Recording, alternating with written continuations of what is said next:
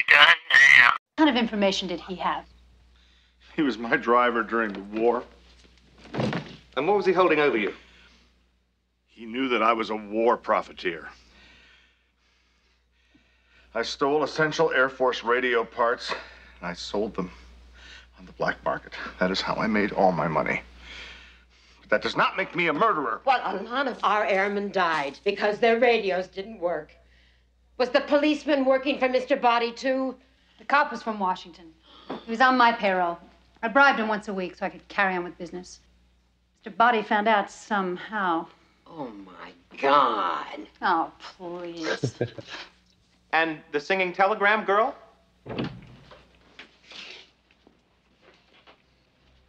She was my patient once. I had an affair with her. That's how I lost my license. Mr. Body found that out, too. Well,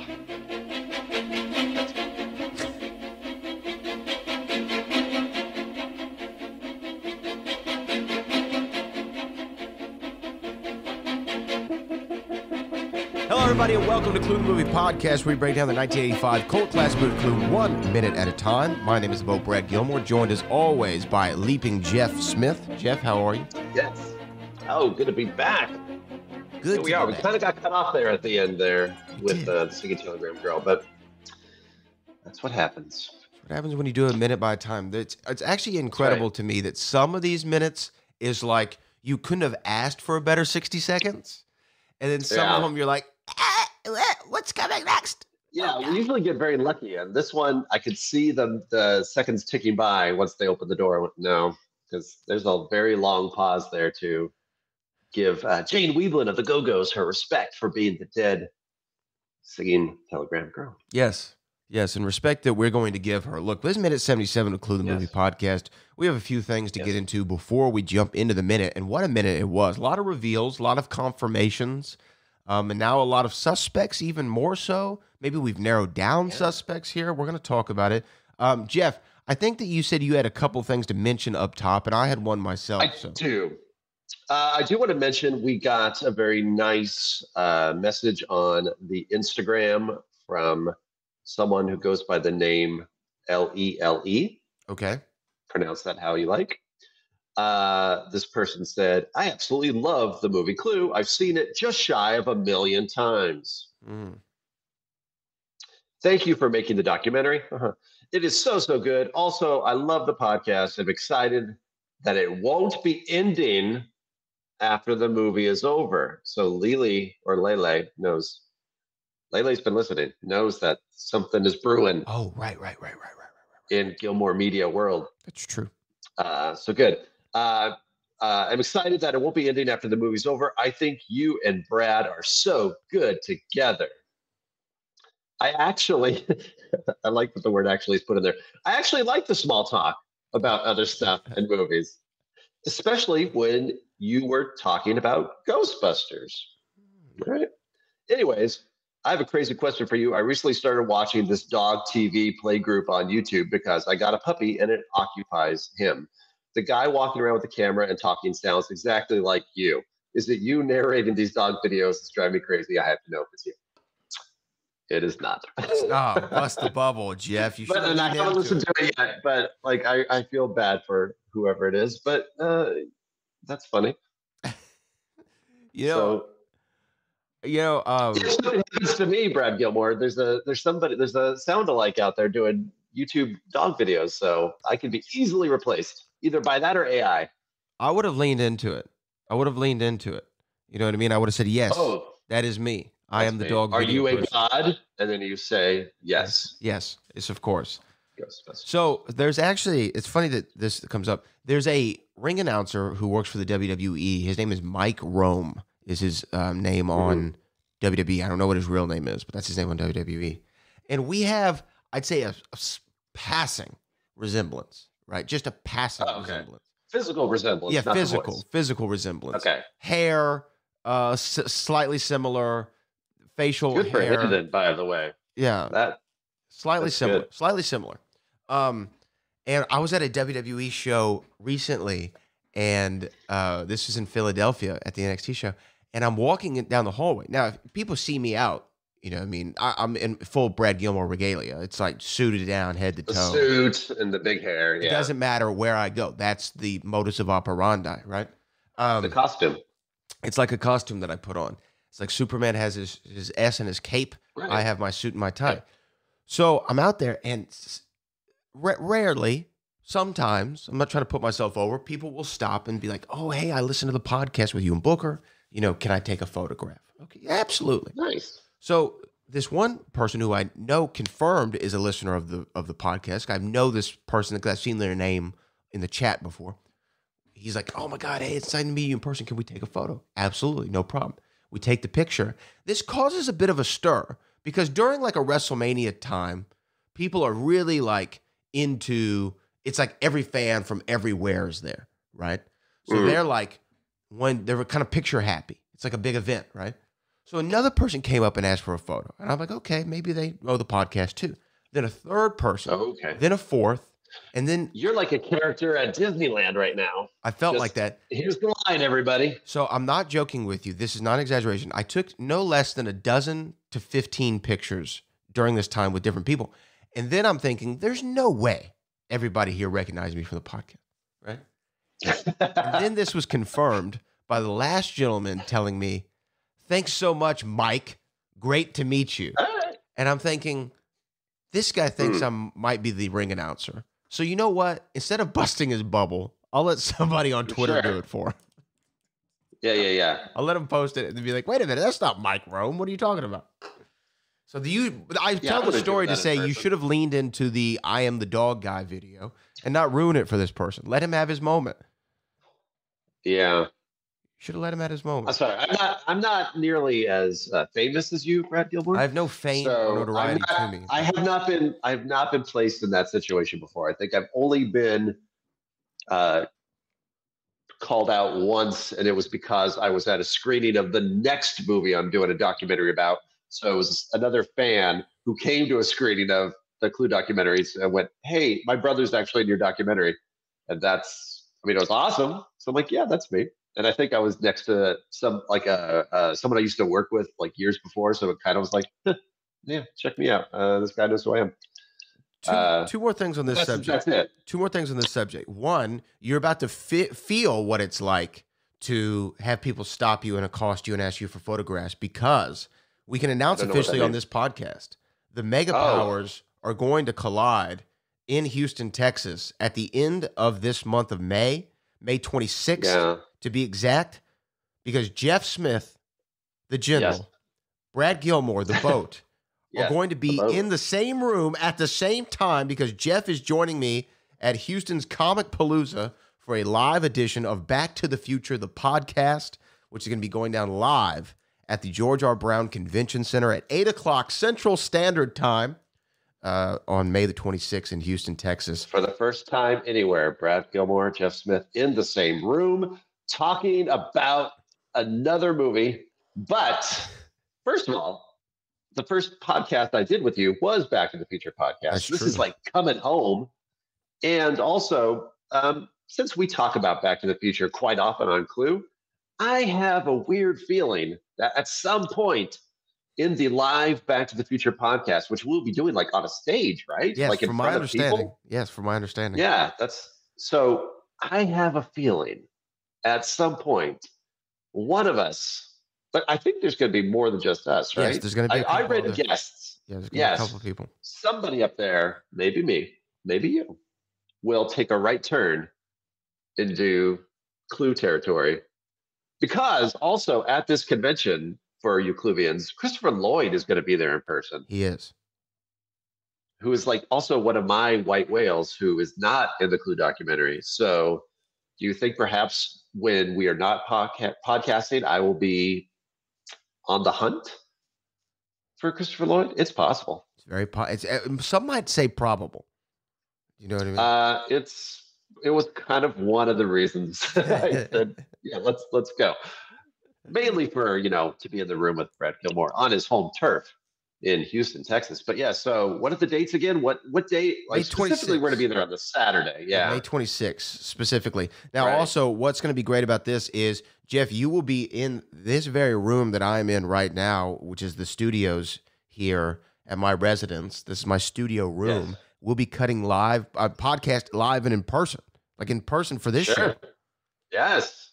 For the first time ever. It's going to have a totally different energy. I'm sure.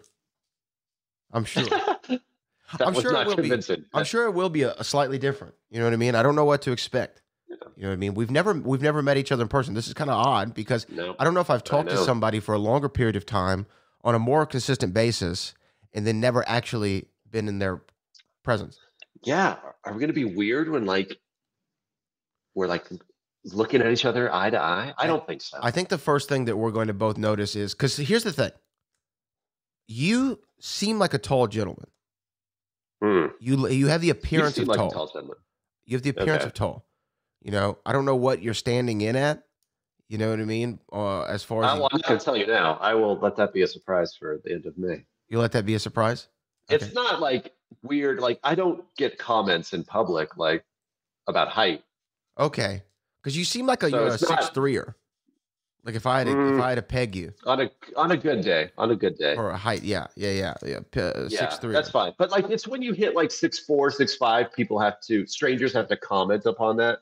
So I'm very happy with being at the top level where I can reach things, ironically, at the top level, but I'm not in that category where people have to go, did you play basketball? How's the weather up there? Or anything like that. So I have a brother 6'5" and then a brother 6'3". I'm the shortest of the three brothers, which my mother likes to point out to me at a consistent basis. Like, oh, you're the shortest of the family. And I'm like, well, I'm not. But you're also not short. I'm 6 feet You're tall. above average height. Yeah, I'm 6 feet exactly. tall. So it's like, I'm not that short. So I've developed I don't think it's going to be my height that strikes you. You're going to go, oh, wow, you're so much older looking than I thought you were going to be. Because even when we do these Zooms, I look ancient next to the very handsome Brad Gilmore, but in person, it's even more striking. So we'll see. Oh. I'll be the judge of that, Jeff Smith. I'm predicting I'm going to fall in love with my cat. With the essence of my cat. Well, maybe. Yes. That's true. Well, anyway, look. One last thing. So be there, people. We're going to be there. You be there. Yes. Yeah, people, if you're in the Houston area, come meet us in person at Comic Palooza on the 26th of May. Also, we had an episode last week. I Do the Rock was the name of the episode. Yeah. It was based off Tim Curry. You had an interesting anecdote about this.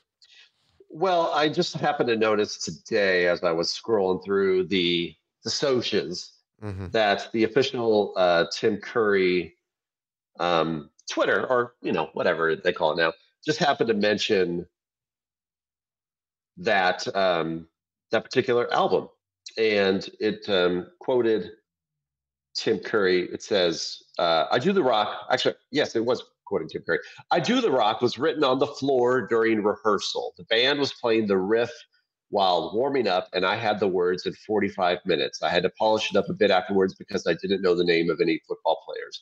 That is Tim Curry in Circus Magazine, 1979. So that was posted this morning. We're recording this on Mother's Day. We are. So happy Mother's Day. And that was posted today, a week after we talked about at great length, I Do the Rock on this podcast. So we were discussing, you never know who's listening. So perhaps somebody in the Tim Curry camp was like, hey, Clue the Movie Podcast mentioned I Do the Rock. Maybe not. Could be a coincidence. Could be, but you know what? I don't think so. Who's talking about I Do the Rock? Song that came out in 79? Besides us. Well, that's when he was talking about it was 1979. Right. So it's at least 6 or 7 years after that now that we're doing this. And it seems like it's probably not getting talked about as much, but we did. And then all of a sudden, boom. New life has been breathed into I Do the Rock. I Do the Thanks to Cluedo. And as it should be. Yes. Now, last bit of news before we get into the minute of the day. This came out during our, because we pre-taped a couple episodes, and then this came out during that time, so we weren't able to address it on the show in real time. But on April the 23rd, which is a couple weeks back now, this was posted in Variety by Joe Otterson. I always want to shout out the author, in the byline. They don't get enough love. Nice. Joe Otterson said, Clue film/TV adaptations in the works under new deal between Hasbro and Sony. Let me just read a little bit. Clue could soon be heading back to the screen. Doesn't say big, small, or micro screen. Just says screen. Hasbro Entertainment has closed a deal with Sony's TriStar Pictures and Sony Pictures Television for the film and television rights for the beloved board game. Sony is the perfect partner to adapt a property as culturally impactful as the mystery-defining Clue, said Hasbro heads of film and TV Zev Foreman and Gabriel Marano. Nicole Brown, Catherine Pope, and their teams are tremendous creative collaborators and ideal partners to help us figure out, after 75 years, if it was Colonel Mustard in the conservatory with the candlestick. So there's a few things. That's where I'll stop. Y'all can read the full thing on Variety. First of all, love the alliteration, right? Colonel Mustard. Yeah, alliteration is always wonderful, yes. Conservatory. Colonel. Candlestick. Candle. Conservatory, yeah. Come on now. I'm very... Otterson. Very pro alliteration. I'm very pro alliteration. Yeah. Love alliteration. Now, I find it odd that they say there are going to be great creative collaborators and ideal partners to help us figure out after 75 years if it was Colonel Mustard. Now, I mean, they've figured out how to bring this story to the screen before. It does fail to mention, and that's what makes me think that this, if they finally do it, I mean, this is not the first trip around the property to do a movie. I don't even think we can call it a remake of 1985 Clue, because I don't think it's going to be anything like 1985 Clue. I think they want the title, and they want the character names, and they want just the premise of a mystery in a mansion, and that's it. So I think it's going to have way more of a Knives Out kind of feel, which we've talked about before. And there may be like some kind of reference or like a wink or an Easter egg to the movie, because I think it'd be foolish if they didn't. But I don't think it's not going to be anything close to what we've been talking about for the last couple of years. No.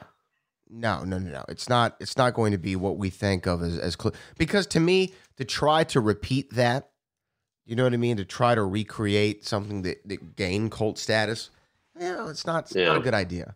It's not a good idea. They have to come with it can still be in the comedy realm, but it's going to have, I still think it should be, I don't know, man. Like, it'd be hard for me to watch a new Clue in one setting as well, because I'm going to be thinking, I'm going to be too comparatively, like, I think it has to culminate at the Body Mansion or Body Manor, but I would like to see stuff happening outside that leads us back. And that's why I think a TV show, suspects, that kind of deal. Yeah, TV show is way better way to go about it, I think, than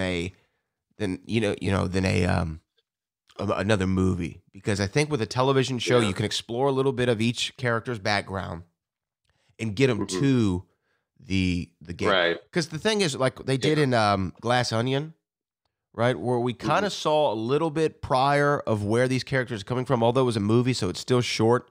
We got more of a backstory before they got to the island. Do you know what I mean? Right. There's a lot of flashbacks. They got there, and then we went backwards, which is something they could do with this as well. Yeah. I mean, they could do that. Definitely worked. Yeah, I think it's fine. And anyone that's like a super duper Clue fan like us need to not worry. First of all, because that might not even happen. And two, it's not going to be anywhere near the Clue we all love. It's going to be something else in title and premise only. And it'll be just interesting to see what somebody else does with it. So, and the thing is, I would think if they're adapting the game of today, there's going to be no more Mrs. White, because it's Dr. Orchid in the game today. Right. Yeah, they could bring in different characters and everything that they've done with with updating the characters now, which is probably what they'll do. So what if whoa. Hey, wait, what if the premise is this? What if Jack Nicholson plays Mr. Body finally? Oh God, man, I'm still so high on that. Might be too late. Still so high on that. What if Mr. Body isn't the murdered suspect in this one? Who is it? Mrs. White. Because she doesn't exist in the game anymore.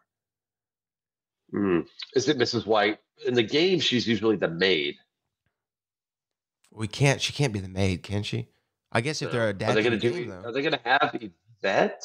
No, they can't have event. I'm going to say probably not. Can't have I event don't or think there's going to be an Wadsworth. event. I don't think there's going to be a Wadsworth or a motorist or bad cop or all the other characters that we love. No, none of those people. So it'd be interesting to see. You know what? But I would guess there will be a singing telegram girl.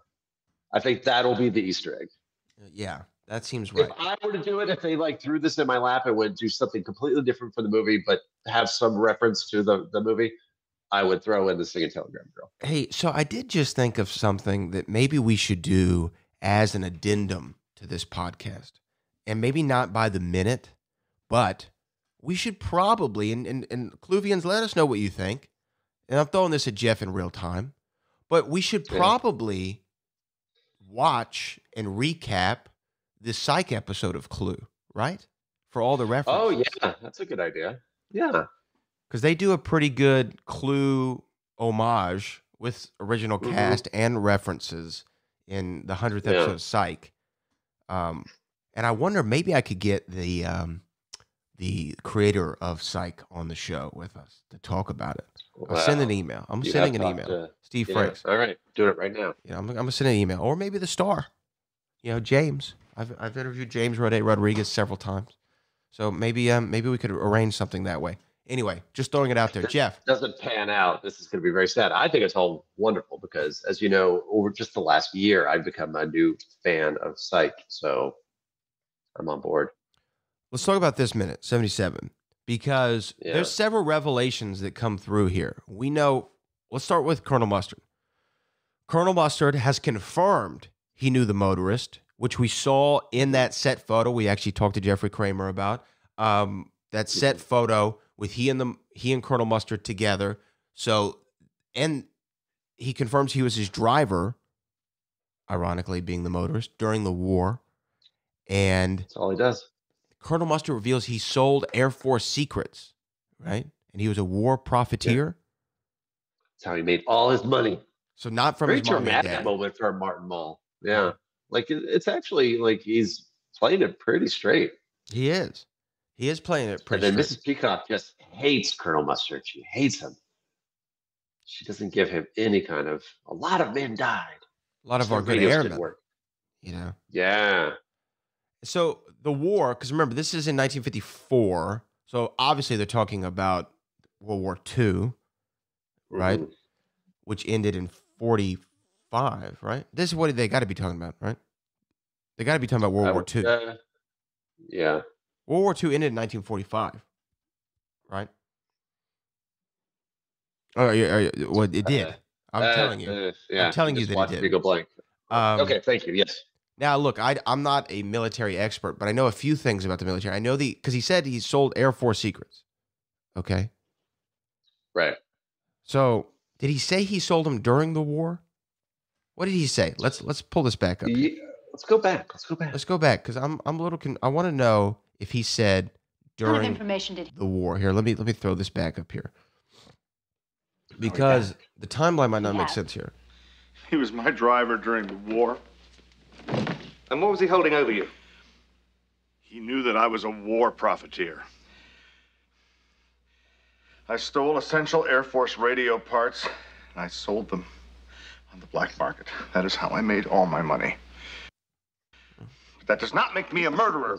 Okay. So he's took parts from the Air Force, essential Air Force parts, and sold them on the black market. So not technically during the war. Because what I was going to say is, according to my military mind, and I can Google this in a moment to confirm, but I believe that World War II ends in 1945, but the Air Force isn't officially created until 1947 because it was originally under the Army, and then they broke it off from the Army and made it its own branch. And that was then the Air Force, because it was like the Air Corps, the Army Air Corps, I believe, beforehand. Now, this is all off the top of my mind, but I believe that's correct. So then he would have to have sold these parts after the war, post-1947. So between 1947 and 1954 is when he made his money, his fortune, is when he really came into money. But my question is this. If the motorist was his driver during the war, but this occurs post-war, did they become tight and then... Yeah. Are they still hanging out? They're still hanging out? Well, Jeffrey punt it, Kramer is hate on pretty it. charming. So if Jeffrey Kramer were my driver, yes, we would be friends after.